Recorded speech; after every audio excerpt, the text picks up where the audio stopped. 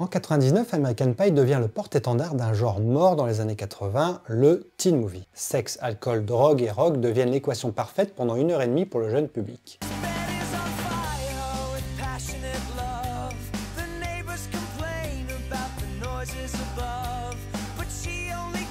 Clueless et Dangereuse Alliance sortent en 96 et prouvent que l'univers ado a un fort potentiel pour le genre comédie et horreur.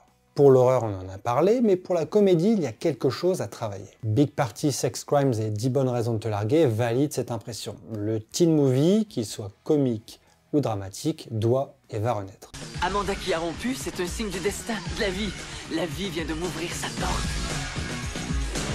Oh, il faut que je baisse ce soir, j'y ai mis la journée, mais j'ai réussi à réduire la liste à 10 très heureuses finalistes, si tu vois ce que je veux dire. Amanda? Ce soir, tout est permis. Qui gagnera la coupe d'année? Hamilton! On vous parle d'un temps où sexe était dans tous les titres français des films pour les ados. Wild Things devenant Sex Crimes, Not Another Teen Movie devient Sex Academy, Body Shots devient Sex Attitude et enfin Cruel Intentions devient Sex Intention. Mais il y en a une tripotée.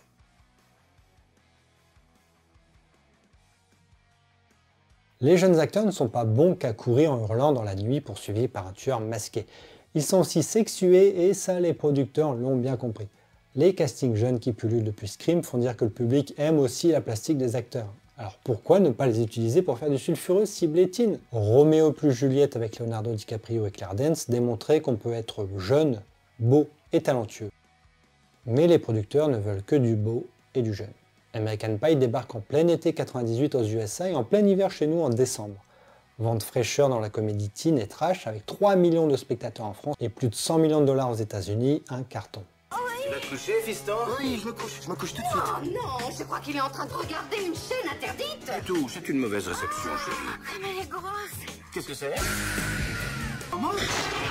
C'est super cool d'être un ado. C'est comment le panier quand on met la main? C'est comme une tarte aux pommes tièdes. Mais... c'est pas toujours de la tarte. Tim? American Pie. Bon, nous dirons à ta mère que nous avons tout mangé, voilà tout. Rapidement, une suite est mise en chantier et Stifler, Postkaka et Jim reviendront parler de leur vie sexuelle. La recette est simple. Un scénario propice aux blagues les plus trash, des personnages hauts en couleur, des filles qui se dénudent, des dialogues un peu crus et les jeunes affluent en masse. Car si dans le film d'horreur le sexe est, à l'instar des meurtres, plutôt gentil, en comédie il faut se lâcher et ça passe par les situations et les sous-textes. Tu pourras me la mettre où tu veux. En attendant, on ressort une adaptation teen des Liaisons dangereuses. Après Shakespeare à la sauce DiCaprio, on propose Cruel Intentions avec un casting de jeunes premiers, Sarah Michelle Gellar, Ryan Phillippe, Reese Witherspoon et Selma Blair. Il faut que je me reprenne. Tu me reprends quand tu veux. Tu n'es qu'un jouet, Sébastien.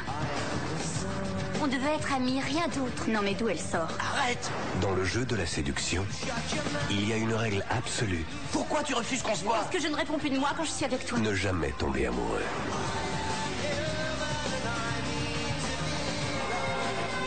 Eh bien, te voilà dans le beau drap.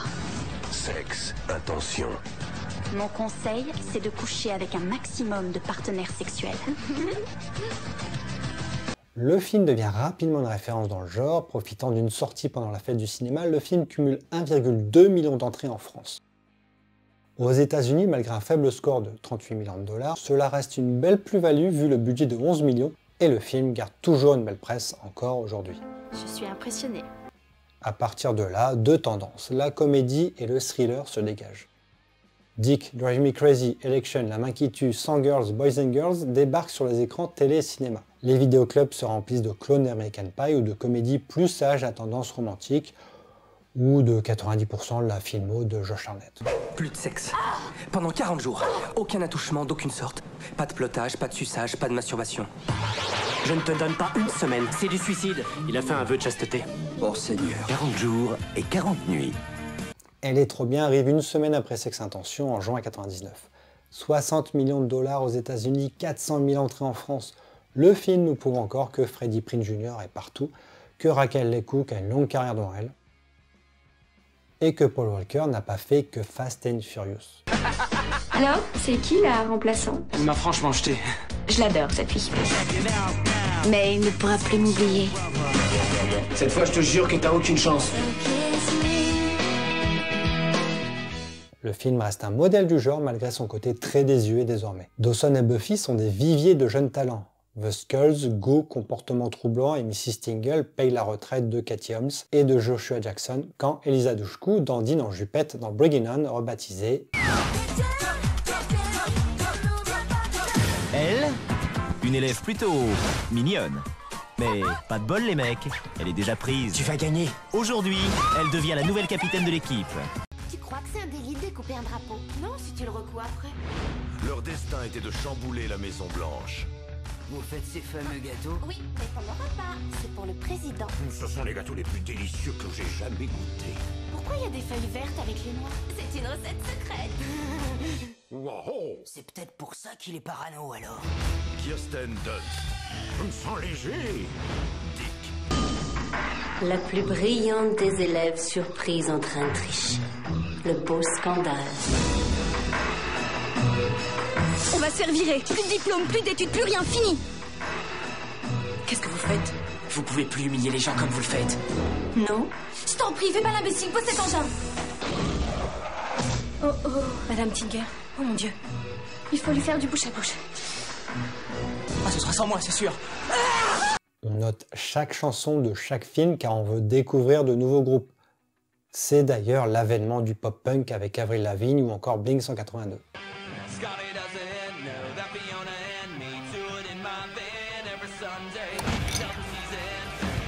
C'est pas vrai. Ce sont vraiment les jumeaux les plus atypiques du monde. Tous les deux, vous faites pas vraiment la paire.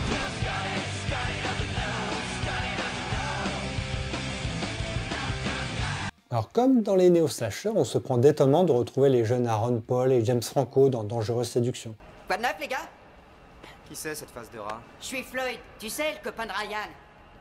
J'y vais, les nanas m'attendent. Les direct-to-vidéo produisant plus de films que le cinéma, le genre s'amenuise rapidement et comme pour les néo-slashers, on tourne déjà en rond. On souhaite revenir à l'essence des teen movies, les états d'âme des adolescents. Le teen movie étant un terme ne rassemblant principalement que des comédies, le genre se renouvelle en piochant dans des tonalités moins délurées, plus parodiques, aventureuses ou pertinentes. On découvre des perles comme Eurotrip, Girl Next Door ou Lolita malgré moi. Et ces trois films prouvent que l'année 2004 était une grande année de teen. Comment elle est trop bonne? Ça alors. Merde! Mathieu, tu peux descendre? Je te présente Daniel. Elle fait du gardiennage pour sa tante. Montre-lui notre quartier. Maintenant? The Girl Next Door. Elles sont au lycée avec vous? En fait, elle bosse dans le X. Alors, outre la parodie évidente, le genre pond aussi Juno et Superbad, dernier bastion de la comédie teen. La comédie teen, très portée sur le sexe, doit aussi parler aux adultes et on ose alors des thématiques plus dark ou des genres pluriels. Virgin Suicides et Spider-Man se permettent de raconter des histoires sombres avec des adolescents au premier plan. On a tant parlé de ces filles au long des années. Ces petites ont un bel avenir devant elles. Mais nous n'avons jamais trouvé la réponse. J'analyse son geste comme un appel. Il paraît que c'était un accident. Là où les pièces manquantes manqueront à jamais. On a une voiture et toute l'essence qu'il faut. Pas trop tôt? Peter, écoute, tu es en train de changer. Je le sais, il m'est arrivé exactement la même chose quand j'avais ton âge. Non, pas tout à fait.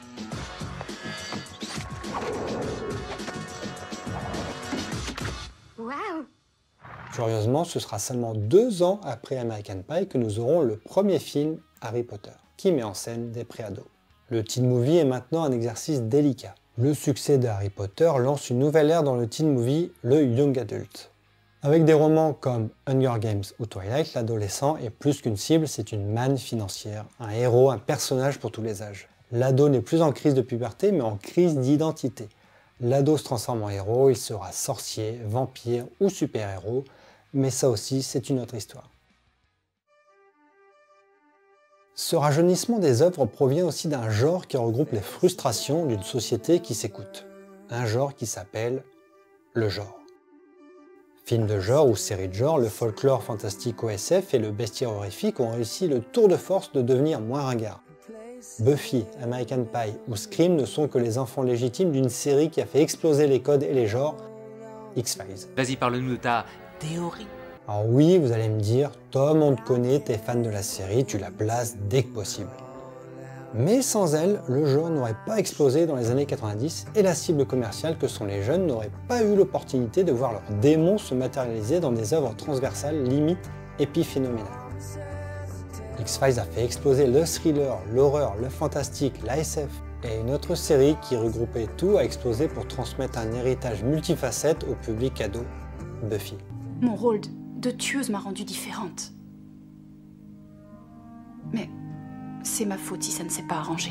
Et elle a été le point de départ de cette démultiplication. Tout n'est qu'une question de contexte et d'évolution.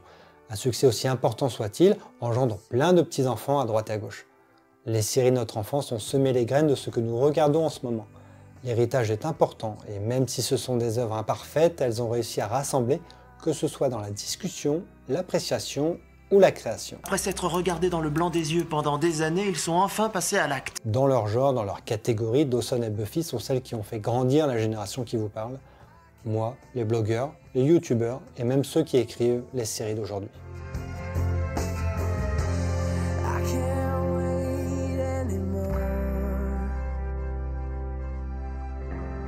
I can't